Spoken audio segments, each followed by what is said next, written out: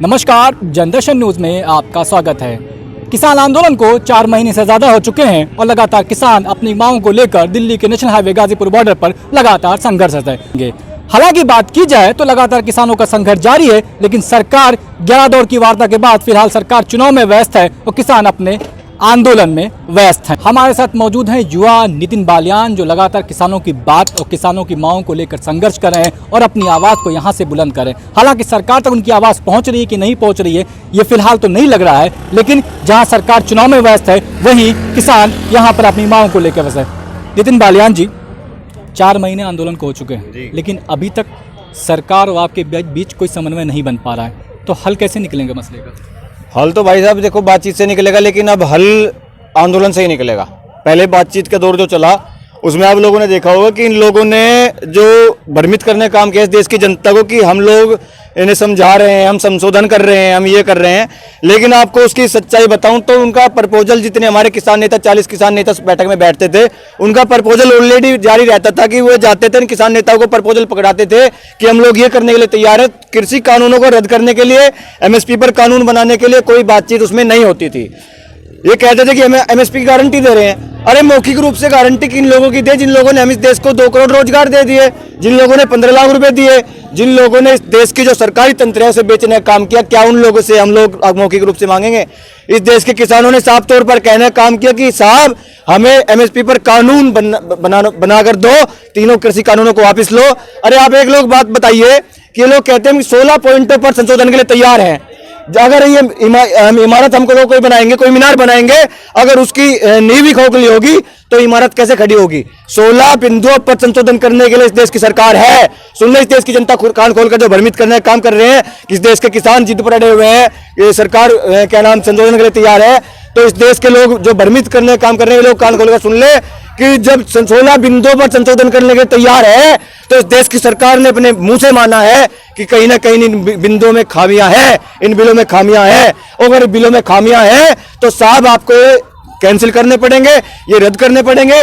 दूसरे रूप से कानून बनाओ, उसमें किसान कमेटी के लोगों को रखो, एमएसपी पर कानून बनाओ, और जो अनलिमिटेड स्टॉक आपने किया है आपातकाल के लिए, जो पहले स्टॉक लिमिटेशन रहता था, जो आपने उसे अनलिमिटेड करने का काम किया है उसे दोबारा लिमिट करो, तब जाकर बैठकर बातचीत होगी, नहीं तो आंदोलन 2024 तक चलेगा। वो तो कह रहे हैं जो काला है वो आप समझा ही नहीं पा रहे हैं। आप 11 दौर गए, किसान कृषि मंत्री ने साफ कहा कि, और संसद में भी बयान दिया मोदी जी ने कि क्या नाम है, काला जो है कानून वो आप बस काला काला करें, काला समझा नहीं पा रहे आप उनको। हम तो भाई साहब चिल्ला कर समझा रहे हैं और लगभग 4 माह से निरंतर समझा रहे हैं कि काला क्या है, और मैं आपको इस वीडियो के माध्यम से दोबारा काला समझाऊंगा। लेकिन अगर आपको कहीं भारतीय जनता पार्टी का कोई व्यक्ति मिले, उससे जरूर पूछना कि आखिर इनमें सफेद क्या है। मैं आपको बताता हूं कि पहले जब कंपनियां आती थी वो मंडियों में बैठती थी, और मंडी में जब बैठती थी तो मंडी में बैठने के लिए व्यापारी को मंडी टैक्स देना होता था, और जो किसान अपनी फसल को बेचने जाते था तो किसान को एमएसपी मिलता था जो सरकार द्वारा निर्धारित होता था। अभी लोग कहते हैं कि व्यापारी पहले कानून में डायरेक्ट आएगा किसान के पास, और जब वो मंडी में नहीं जाएगा, व्यापारी मंडी में नहीं जाएगा, किसान मंडी में नहीं जाएगा, तो मंडी में स्वतः ही खत्म हो जाएगी, और मंडी में एमएसपी मिलता था, मंडी के बाहर एमएसपी नहीं है। इन कानूनों को कोई पढ़ेगा तो मंडी के बाहर एमएसपी नहीं है। दूसरे कानून पर आप आओ तो दूसरा कानून कहता है कि अगर व्यापारी के और किसान के बीच कोई मतभेद हो जाता है तो जो हमारा मौलिक अधिकार है कोर्ट में जाने का, जो हमारा संवैधानिक आधार है अपना हक मांगने का, वो भी किसानों के पास नहीं रहेगा। हद से अधिक एसडीएम के पास जा सकते हैं। एसडीएम, सभी लोग जानते हैं कि इस देश की सरकारों की एसडीएम सुनेगा, बड़े बड़े पूंजीपतियों के एसडीएम सुनेगा, ये इस देश के गरीब किसान कमेरे मजदूर की आवाज सुनने का काम करेगा। और जो तीसरा कानून है वो उससे इस देश का प्रत्येक व्यक्ति 135 करोड़ जनता प्रभावित होगी। जो भी व्यक्ति रोटी खाता होगा वो प्रभावित होगा, क्योंकि पहले आपातकाल के लिए गेहूं, दाल, चावल, जो भी आवश्यक वस्तुओं में आता था उस पर लिमिटेड स्टॉक था आपातकाल के लिए। जिस प्रकार अभी महामारी आई, कभी अकाल पड़ जाता है, कभी कहीं महामारी आ जाती है, तो उसके लिए अब इन्होंने कर दिया अनलिमिटेड स्टॉक कि व्यापारी हमसे फसल खरीदेगा अपने दामों में और उसे स्टॉक कर लेगा और उसे इतनी मात्रा में मार्केट में निकालेगा जिस पर उसकी डिमांड बनी रहे। आप लोगों को उदाहरण के तौर पर बता दूं कि आपने देखा होगा 2 साल पहले आपने और हमने और पूरे देश ने 200 रुपए किलो प्याज खरीदा था। इस देश में प्याज की कमी नहीं थी, कमी थी कि इस देश के पूंजीपतियों ने अवैध रूप से उसको स्टॉक कर लिया था, और जब वो स्टॉक खुला, उसका पर्दाफाश हुआ तो प्याज फिर वही 20 रुपए किलो आ गया। अब तो पहले अवैध रूप से किया था, वैध रूप से ऐसा होगा। और इस देश का जो नौजवान है और इस देश की जो जनता है, जो शहरों में बैठे लोग इन किसानों को खालिस्तानी पाकिस्तानी आतंकवादी बता रहे हैं, वे भी 200 रुपए किलो आटा और 300 रुपए किलो दाल खरीदने पर विवश हो जाएंगे, ऐसा मेरा दावा है। आज मोदी जी ने मन की बात की, उन्होंने मन की बात में कहा कि नई टेक्नोलॉजी का उपयोग करके किसानों की आय दुगनी हो जाएगी। तो क्या आप नहीं समझ पा रहे हैं? वो अभी भी आपकी बात नहीं समझ पा रहे हैं। कौन सी टेक्नोलॉजी है उन भी जो अब तक किसानों की आय दोगुनी नहीं कर पाए, और ये बार बार आते हैं कि दोगुनी कर देंगे, दोगुनी कर देंगे। हमने तो कितनी बार बता लिया कि स्वामीनाथन की जो रिपोर्ट है उसे लागू कर दो, और जो किसान का पेमेंट है उसे समय पे कर दो, इनकी आय खुद ही दोगुनी हो जाएगी। ये बिना बात के कानून ला के, और जो उनसी टेक्नोलॉजी आप आ रहे हो तो आप सदन में समझा दो, या फिर इन किसानों के बीच में आके समझा दो। जब चुनाव आते हैं, जब भी तो कई कई लाख आदमियों की आप रैली करते हो, तब भी तो इनके बीच में आके बात करते हो। तो क्या इस देश का जो किसान है वो फिलहाल आतंकवादी है, विदेश से आ गया है कि आप इनके बीच में आके बैठ के बात नहीं कर सकते?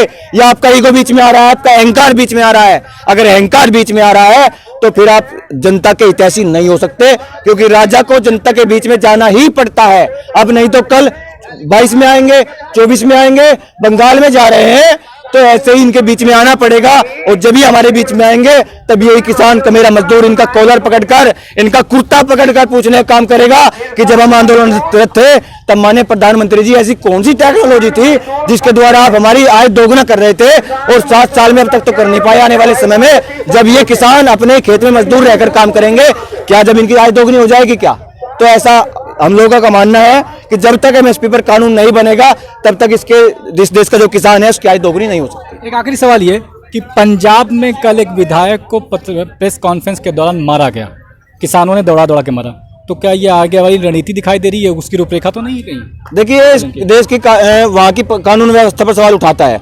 एक विधायक होते हैं, उनके पीछे सुरक्षा भी होती है, वहाँ का कानून भी होता है। अगर इस पूरे कानून और उनके जो गार्ड हैं उनसे ऊपर उठकर किसी विधायक को पीटा गया है तो उसकी जिम्मेदारी विधायक की होगी। हो सकता है उनकी खुद की भी चाल हो, या उनकी कानून व्यवस्था पर सवाल उठता है कि एक विधायक एक मंत्री की पिटाई कैसे होगी, तो उनकी कानून व्यवस्था पर सवाल उठता है। इसके बारे में इस देश के किसानों को गुस्से का सामना किया गया।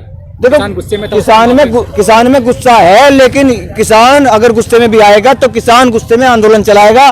किसान इस देश में गुस्से में दिल्ली जाकर काम करेगा। जो इनके बीच में इनके जनप्रतिनिधि आएंगे उनसे पकड़कर पूछने का काम करेगा, लेकिन किसान कभी हिंसात्मक रूप से किसी विधायक की पिटाई करने का काम नहीं करेगा। नमस्कार, देश विदेश की ताज़ा खबरों की जानकारी के लिए हमारे चैनल को सब्सक्राइब करें, बेल आइकॉन दबाना ना भूलें। हर वो खबर जो आप तक पहुंचनी जरूरी है, हमारा पहुंचाना कर्तव्य बनता है। मैं शोएब सैयद, जनदर्शन न्यूज से।